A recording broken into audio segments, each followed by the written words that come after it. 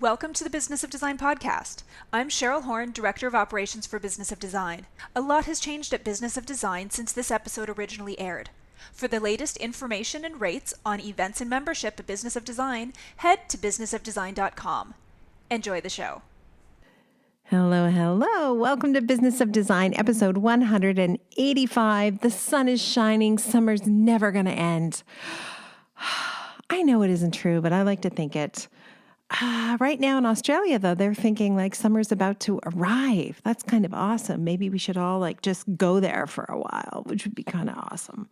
Today's episode is very special because the wonderful interior design professional who agreed to be on the podcast is from Belgium. And I remember she was the very first Business of Design online member to come from Europe. And we couldn't believe it. We were just completely gobsmacked. Do you mean people in Europe have the same problems we have? You know, it's amazing how I can draw lines around myself and think I'm so special and so unique. And I just keep learning over and over again. I'm so not special. I'm not unique in any way. The feelings I have are consistent around the world with interior design professionals. For those of you who are a Business of Design member and you were on a coaching call recently, we had a member from Nigeria and it was really fun. Her name is Claire, and I was able to ask her a bunch of questions about what's it like in Nigeria and how does it work there? And, you know, it's just no matter where you live, if you're a creative professional, you've got some struggles because the work we do is really, really hard. It makes it so much better to do it together. So you will meet Isabel Gomez. She's a Spanish-speaking native who lives in Brussels and has so many things going well right now. But one of the things you're going to hear right off the top is she's telling us all, hang in there. COVID is not going to last forever. And she went from having 3 staff members to having 7 because things got so busy. Clients are beginning to phone with those renovation projects, kitchens and baths. I'm feeling it in my office. I think a lot of people are feeling it as well. Now listen though, no compare and despair. If you're not feeling it yet, if it's not happening where you live yet, hold on, it's coming.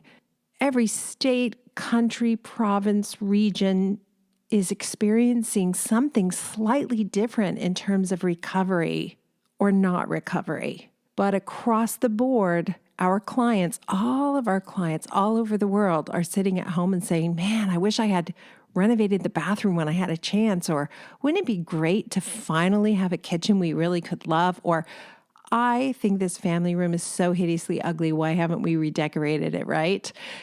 Don't even get me started on outdoor projects. Every client I know is saying, can we finally build a pool house? How about some landscaping? So if it's not happening for you yet, it's going to happen, which is really good news. The other overarching message Isabel is going to share with us all has to do with the value we provide to our clients, that what we do matters to people. It matters to how they experience their homes or their spaces. It matters in how they interact with each other, how the home functions or how the office space functions. And that, yes, we do make things look beautiful, but that's not most important. Most importantly, we provide clients with an experience they will live in for years to come. How can you put a price on that? Oh, and Isabel's really clear on that too. She does not negotiate her price. She understands her value now, and she's able to firmly say, this is what I do, and this is who I will work for. And this is where I'm going to draw the line and say, you know what? I think I may not be the right designer for you. And as always, I have to say, if you're sitting there right now and you're thinking, oh man, I wish I was so busy I could turn down work, then get busy right now. Satisfy the current client you have or the next client you have. I hope I'm not repeating myself, but I had a coaching call the other day with someone who was so wonderful. And he said his previous coach used to teach that your first job as an interior design professional is to get your next job. And your second job is to get published. And then your third job is to make the client happy. I couldn't disagree more. I honestly believe if you'll make this client happy, the other 2 things will happen for you. But if you don't make this client happy, then yeah, you better be really good at always getting new customers because you will not have the repeat and referral business that will carry you through year after year. Isabel says everything, absolutely everything we do has to be intentional and related to our ideal client.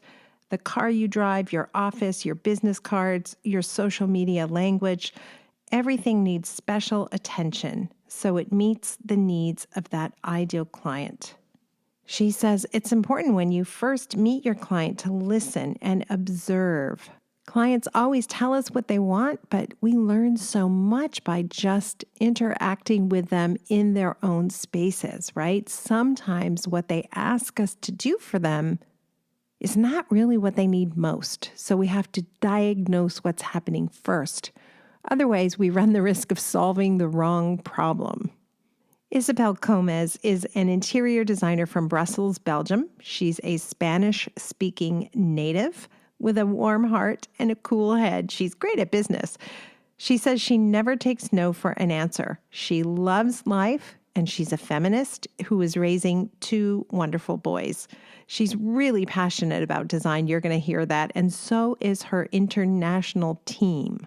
Isabel says she doesn't believe in luck. Instead, she believes we are the result of the actions we take and we don't take. Thank you for that reminder, Isabel. Yes.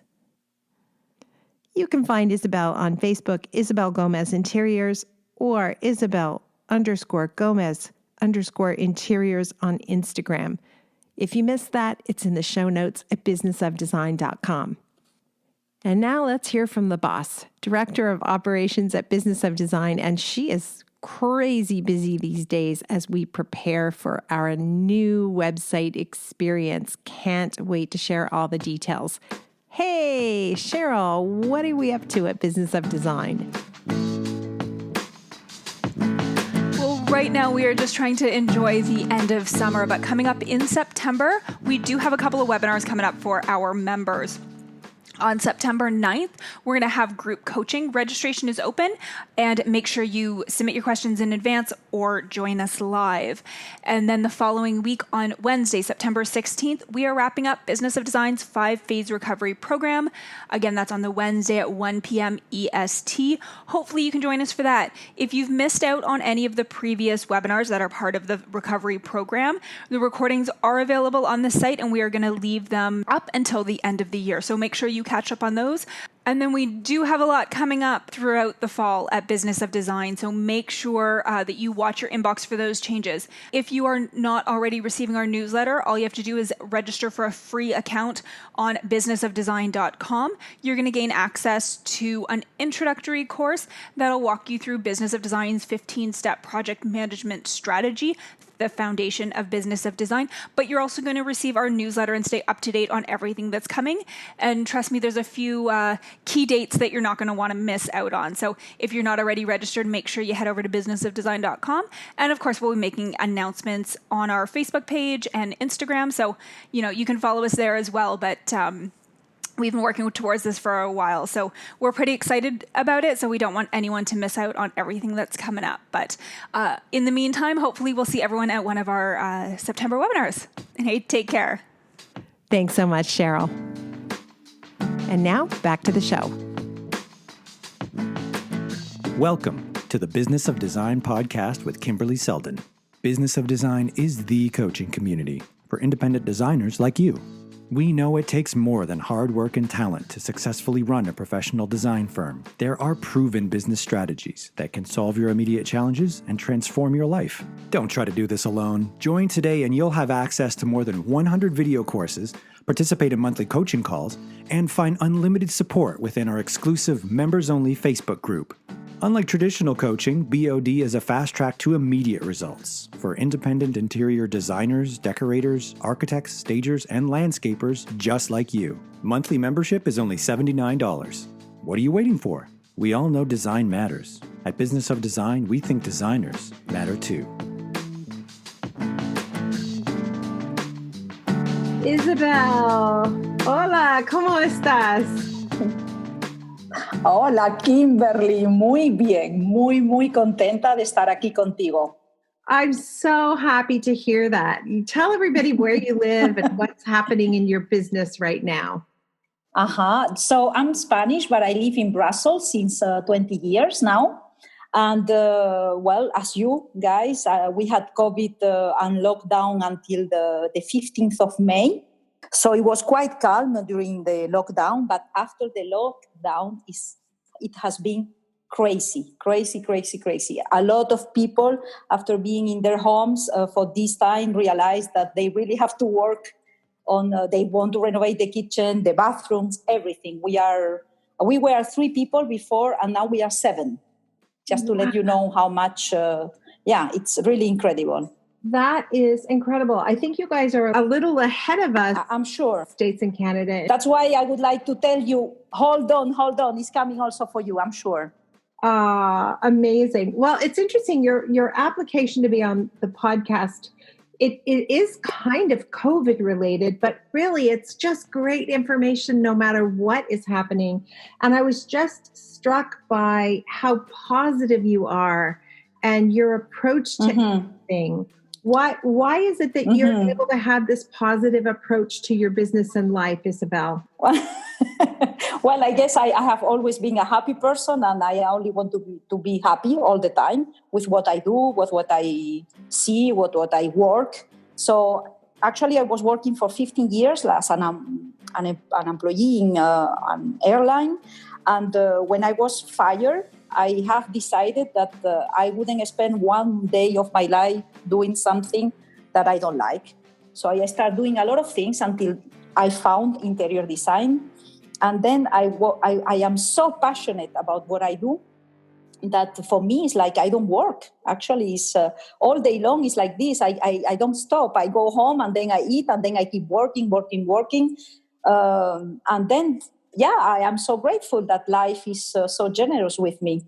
You are part of it also, Kimberley, because I have to say that at the beginning I was a bit struggling concerning the time. Well, we are all people pleasers, so to say no and things like this. And then one day I found you and my life changed completely. Really, I have to say thank you because you do so much for this business, actually. I don't know if you realize how much. Of course, that benefits the industry, that benefits my employees, the way I work, the way I feel about what I do, my clients as well. So really amazing. Thank you so much. Well, thank you. And I remember that you were the first person from Europe who signed up for membership. And it had never occurred to us that anybody from any further away than US and Canada would ever sign up. So we saw the membership come in and we said, Brussels, what? Yeah. So then I had to rethink how I feel about my isolation, that not only am I not the only one who feels the way I do in Toronto or in Los Angeles, we are all over the world, us creatives, and kind of having a similar experience. Exactly. One of the things I loved about your application is you said you've actually realized that what we do in people's lives has a really big impact. Tell me what you mean by that. Exactly. What is it that we do for clients? But it's like, you go to people first contact you and they say, you know what, I would like some ideas to do my kitchen or to do my living room or whatever. I just moved and I don't feel really at home. Can you come? Then when I arrived there for the first consultation, I see so many things. I see what they say, I see what they don't say, and then I spot all the problems and all the things that could really, really, really change the way they leave the house, the way they interact with their family and things like this. So I start inviting them because what we do really is to invite people to leave their space, to enjoy their space. And then I have also give myself this mission of educating the clients about quality, I say all the time, quality takes time. So when we finish with the clients, most of the times I see how they have changed in the way they communicate, in the way they are even with us and with themselves. And we have so many, I see it, but on top of that, people tell me and they write to us mails or whatever, and they say, well, I didn't even know the impact that you are going to have in my life.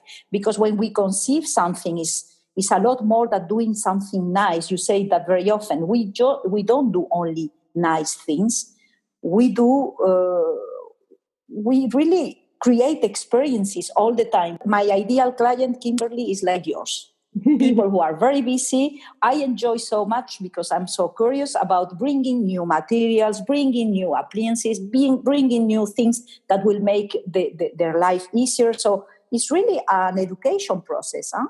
Yeah, you're absolutely right. And I find sometimes we do clients a disservice by just giving them what they ask for. Sometimes our job is to dig a little bit deeper and tell them the things they don't even know they're missing. Exactly. You know that we laugh so much at the office because, we go to the client, we listen to them, and then we come back here. And when we start working on the project, they say that what we don't care. It's our project. It's a kind of joke, of course. But we always joke between us, say what? But it's our project. So it's like we really know more than them almost what they are going to like. We like to surprise people, and most of the times they are so amazed. Huh? And I remember you have said once. People say, for example, for the budget. So I have 25,000, and you say, well, no way, never. You will be able to do an amazing project for that money. And then at the beginning of my career, I was like doing everything I could to meet that budget. And then I realized that I was so frustrated because nice things cost money. I'm sorry, it's like this. Yes. And so with the time, we start proposing what it looks amazing in that project for you, for your age, for the things you like, for et cetera, et cetera. And then we realized that people were going completely out of budget, but really like, oh yeah, I like it. Let's go for it. So it was like I was discovering all this by myself also. I always say words don't teach, experience does. Huh? Yeah, words don't matter as much, right? Action does. We have to implement what we learn, but it can be scary. Do you think it takes courage? Did it take courage for you to step out of that old paradigm of the client gives me a budget of $25,000 and then my job is to run around town and try to find all the things they want and have all of those things magically add up to $25,000?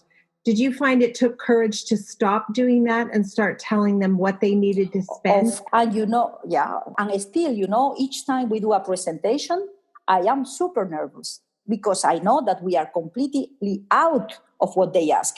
And even if I say that most of the times, I would say 95% of the time, they are really like say, wow, that this was above expectations and things like this, I'm still nervous because I know that I am completely out of what they have asked.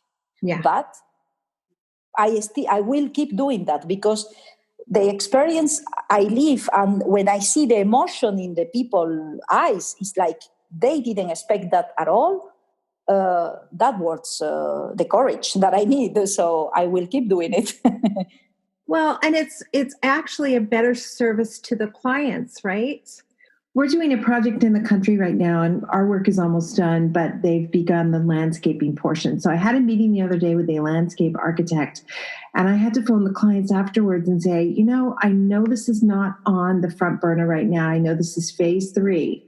But once the landscaping is done, it's going to be so much harder for us to renovate the entranceway and create the new entrance you want. We're going to have to work around the beautiful new landscaping. Plus, the second the landscaping is done, you will hate what your entrance looks like. So I would be doing you a disservice if I didn't just mention the fact that you might want to push this closer to now rather than later, and yay, I've got a new job, which is wonderful. Exactly. Then, I say the clients, once we are there, you have already spent the money for us to be here. So let us tell you everything we see. And then, at the beginning, I try also to make everything possible. Now it's more like I say, well, you know what? What is really, really amazing. If you don't want to do everything at once, do a part, but do it well. And then in a few months, you can do another part or in 1 year or whatever, but at least and you know what happens is that most of the time they finish doing everything. Yeah, they do. Because they are so in love with the project. Exactly. I know you feel really strongly about not discounting services and being clear on your pricing. Talk to me about that philosophy. Actually, I have to say, the more I am sure about what I offer, the more I know my value, the more people respect me. That is obvious. But it's really amazing. Again, like I told you, it's not that I feel like that, because it's just I experienced that when I started doing this job. I was like offering almost my services, just to be nice and just to have a lot of jobs. Like you say, I want all of them. And then, with the time, I was so frustrated, because at the end of the day, it's impossible to be to earn money if you don't really do the right things and you don't have the right prices. And then I realized that really is, again, people don't care about free things. People don't care about discount things. It's like something that happens in our mind. You go to a shop and you see a discount dress. I'm sure you have another. It's completely different in your mind that if you have this very exclusive dress. Mm-hmm. It happens to everybody. For our services is exactly the same. And I have to tell you that also to say no, because people ask me, is your price negotiable, or do you think we can discuss about a discount? And I have no problem at all to say no, because our price is not because I went up one day and I decide to give you this price. My price is because I have make the calculation to give you the service I give you for this price. Less than that, I don't earn my life.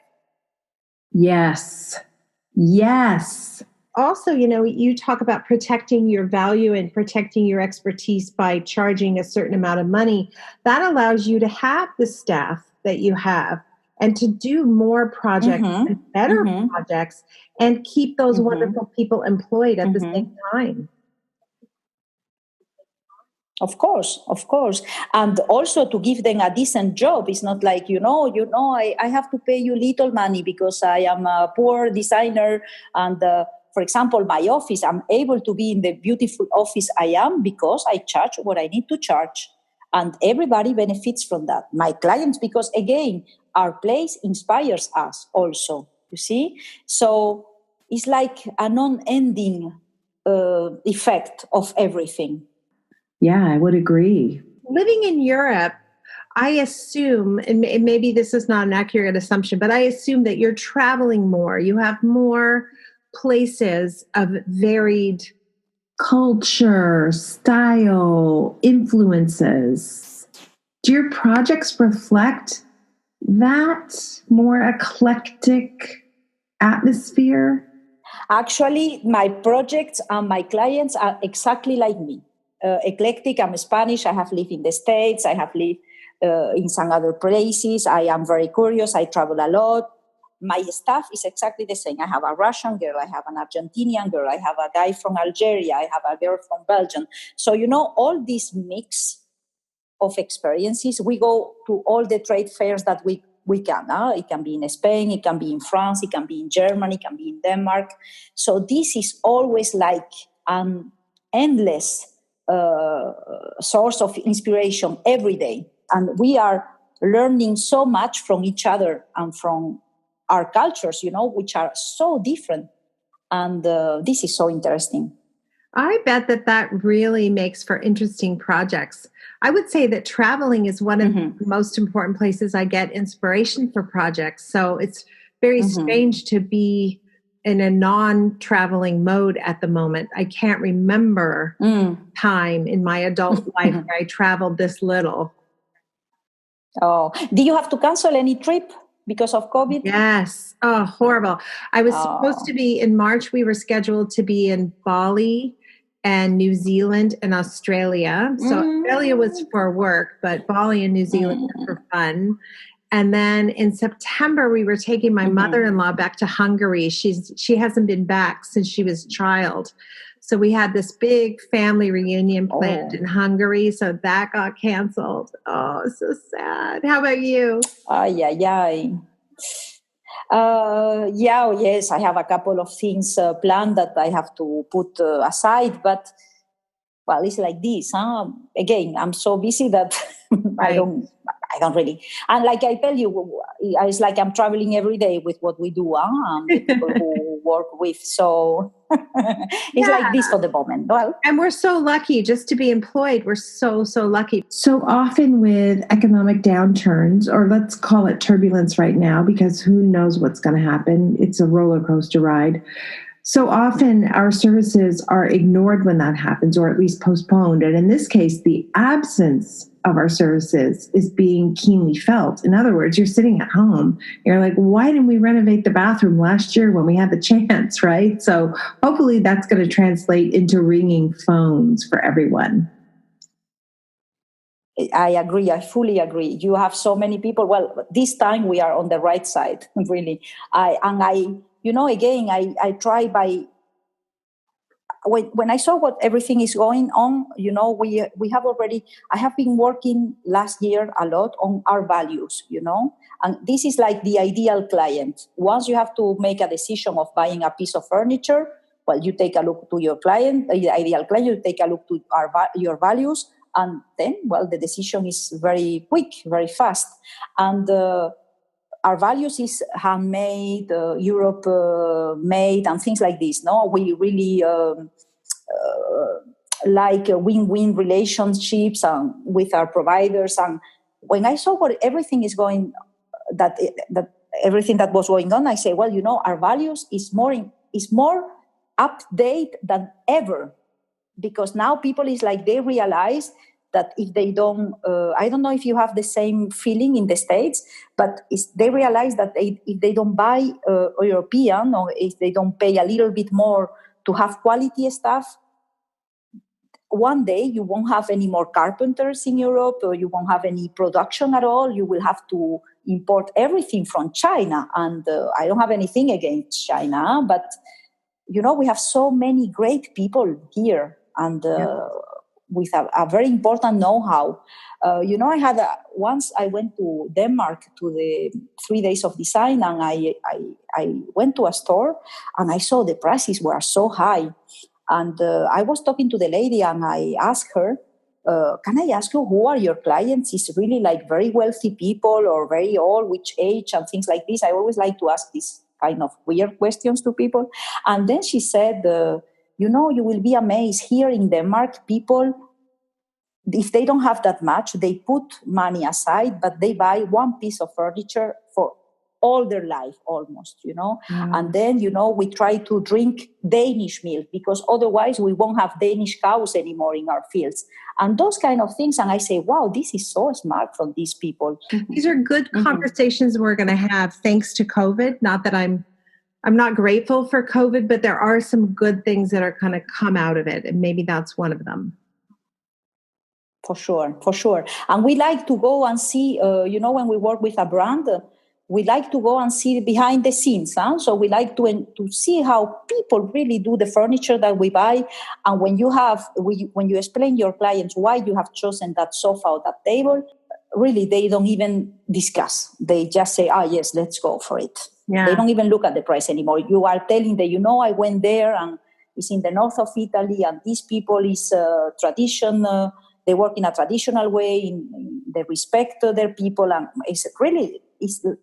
first of all, is coherent with our values. But on top of that, that really speaks to our clients. Yeah. So yeah, it's a win-win for everybody. So good. I love that that's one of your values, win-win. And we like to end every episode with design intervention. What comes to mind? I have to say I prepared this because I know by heard the podcast. So, well, I always say be the person you would like to encounter in everything you do. Be the client you would like to have. Be the boss you would like to have. Be the partner who you would like to have. And if you try to be the best version of yourself, you can only attract positive things and positive experiences. And life is so great if you work like this. Wow. How beautiful would the world be if that was everyone's philosophy? I love that. Thank you. Thank you so much. So happy to spend time talking to you. Thank you so much for sharing your wisdom and insights with everybody. I hope that I will be in Brussels one day soon and we can have a real hug. Yes, me too. I can see what you do for me. You've inspired all of us. Thank you so much. I am very, very happy of being part of this community. Thank you again for what you do. You are very funny and you are also very thoughtful. So this is amazing to be able to talk to you from so far. And you will come to Brussels, I'm sure, and I will come to the States or to Canada one day, and we will be able to do a real hug. Yes, good. I love it, and I look forward to it. Thank you for being a part of the Business of Design community. If you love what you hear on the podcast, take the next step by signing up at businessofdesign.com. As our thank you, you'll gain access to Business of Design's 15-step project management strategy, a free introductory course which includes 3 Business of Design systems you can implement for immediate results. And when you're ready for success, a Business of Design membership, monthly or annual, will dramatically improve your business and your life. What are you waiting for? Together we will achieve extraordinary results. Start today.